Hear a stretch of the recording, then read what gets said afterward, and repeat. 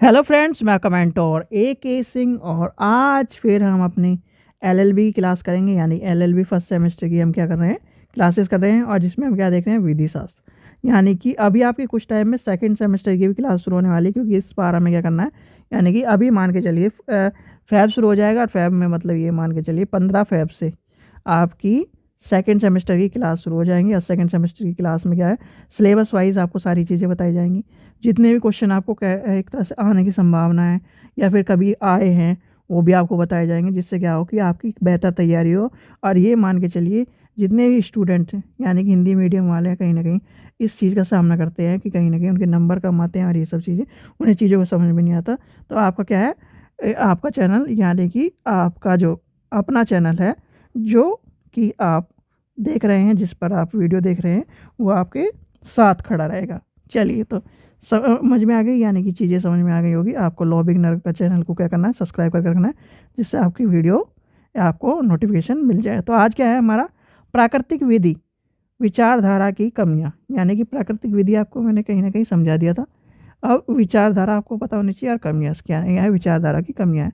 इसमें कहीं ना कहीं इंपॉर्टेंट क्वेश्चन है, और ये कई बार पूछा जा चुका है, तो आपको पता होना चाहिए कमियां क्या है। सबसे पहले आती है प्राकृतिक विधि विचारधारा की कमियां। यानी कि प्राकृतिक विधि की विचारधारा की निम्न कमियां हैं। अब निम्न कमियां क्या है, धर्म और नैतिकता पर आधारित होने के कारण विधि स्पष्ट निर्देश असमंजस की स्थिति महसूस करती है। यानी कि एक तरह से कन्फ्यूजन टाइप महसूस करती है।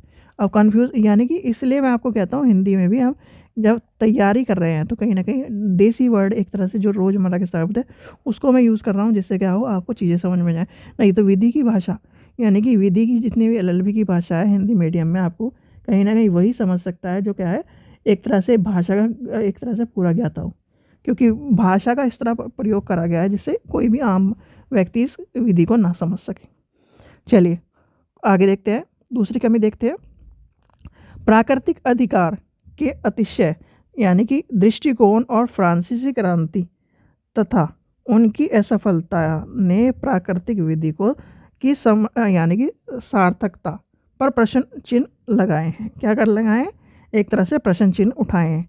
यानी कि प्रश्न चिन्ह उठाए, क्यों प्रश्न चिन्ह क्यों उठाते हैं कि ये काम क्यों करा आपने, ये इस तरह की चीज़ें कहीं ना कहीं देखने मिली। आगे देखते हैं, नेक्स्ट देखते हैं।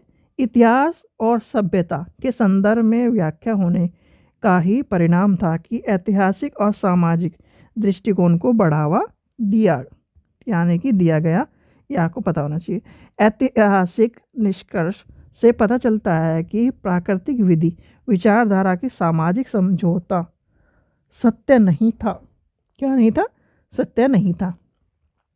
जीवन के प्रति दृष्टिकोण व्यक्तिवादी से राज्य की भूमिका की ओर बढ़ने लगा था। यानी कि नेक्स्ट पॉइंट क्या है आपके कमियों में, ये हो गया।